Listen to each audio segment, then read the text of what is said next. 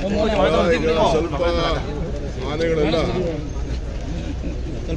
ಮೇವಿಗೋಸ್ಕರ ಹಳ್ಳಿಗಳು ಬಂದ್ಬಿಟ್ಟಿದೆ. ಸೊ ನಾನು ಸುಮಾರು ಗ್ರ್ಯಾಂಟ್ ಮಾಡಿಸಿದ್ದೀನಿ.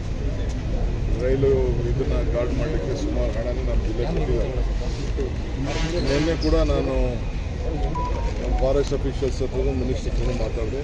ಈ ದುಡ್ಡು ಅಲ್ಲೂ ರಿಲೀಸ್ ಮಾಡಿದೆ. ಇನ್ನೊಂದು ಅಷ್ಟು ಕಿಲೋಮೀಟರ್ನ ಕೊಡ್ತಾ ಇದ್ದಾರೆ. ಮೊನ್ನೆ ಒಂದು ಸಾವು ಕೂಡ ಆಗಿದೆ. ಹೌದು ಸರ್. ಚನ್ನಪಟ್ಟಣದಲ್ಲೂ ಭಾಳ ತೊಂದರೆ ಆಗ್ತಾಯಿದೆ. ಎಲ್ಲ ಸ್ವಲ್ಪ ಬಿಸಿಲು ಜಾಸ್ತಿ ಆದಮೇಲೆ ನೀರು ಕಡಿಮೆ ಆಗ್ತಾಯಿದೆ. ಜನಕ್ಕೂ ಕೂಡ ಸ್ವಲ್ಪ ಸಮಸ್ಯೆ ಇದೆ ಅನ್ನೋದು ಒಂದು ವರದಿ ಬಂದಿದೆ. ಅದಕ್ಕೆ ನಾನು ಸ್ವಲ್ಪ ರಿವ್ಯೂ ಮಾಡೋಣ ಅಂತೇಳಿ ನಾನು ಅದಕ್ಕೆ ಬಂದಿದ್ದೀನಿ.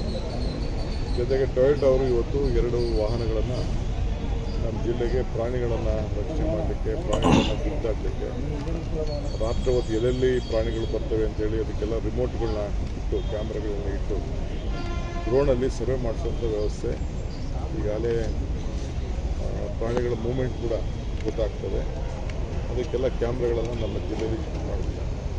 ಬೆಂಗಳೂರಿಗೆ ಹತ್ತಿರ ಇದ್ದು ಕೂಡ ನಮ್ಮ ಸಂಗಮ, ಈ ಕಡೆ ಬನ್ನೇರುಘಟ್ಟ ಎಲ್ಲ ಕೂಡ ಸ್ವಲ್ಪ ಹೊಂದ್ಕೊಂಡಿರೋದ್ರಿಂದ ಸ್ವಲ್ಪ ಪ್ರಾಣಿಗಳು ಜಾಸ್ತಿ ಮೂಮೆಂಟ್ ಇದೆ.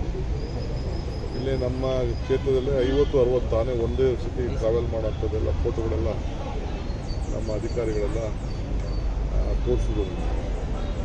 ಸೊ ಇದ್ರ ಬಗ್ಗೆ, ಕುಡಿಯೋ ನೀರಿನ ಬಗ್ಗೆ ಮತ್ತು ಪ್ರಗತಿ ಬಗ್ಗೆ ಏನೇನಾಗಿದೆ ಅಂತೇಳಿ ನಾನು 1 ವರ್ಷ, 2 ವರ್ಷ, 1.5 ವರ್ಷ ಮೇಲಾಯಿತು ಮೀಟಿಂಗ್ ಮಾಡಿ ಮಾಡೋಣ. ರೈಲ್ವೆ ಬ್ಯಾರಿಕೇಡಿಂಗ್ ಆಗಿಲ್ಲ ಅನ್ನೋಂಥದ್ದು ಸರ್. ಏನಿಲ್ಲ, ಒಂದೇ ಸತಿ ಆಗಲ್ಲ. ಇಡೀ ರಾಜ್ಯದಲ್ಲಿ ಈ ಪ್ರಾಬ್ಲಮ್ ಇದೆ. ಈಗ ಸಾತೂರು ಹೋಗ್ಲಿಲ್ಲ ಹೆಚ್ಚು ಕಮ್ಮಿ ಮುಗಿಸಿದ್ದೀವಿ. ಸ್ವಲ್ಪ ಚಟ್ಪಣ್ಣ ಆಗಬೇಕು. ಇನ್ನು ನಮ್ಮ ಕೋಡಳ್ಳಿ ಹೋಗ್ಲಿ ಕೂಡ ಆಗಬೇಕು. ಈ ಕಡೆ ಮಳವಾಡಿ ಹೋಗ್ಲಿನೂ ಆಗಬೇಕು. ಅದ್ರ ಬಗ್ಗೆ ಎಲ್ಲ ಮಾಡ್ತೀವಿ.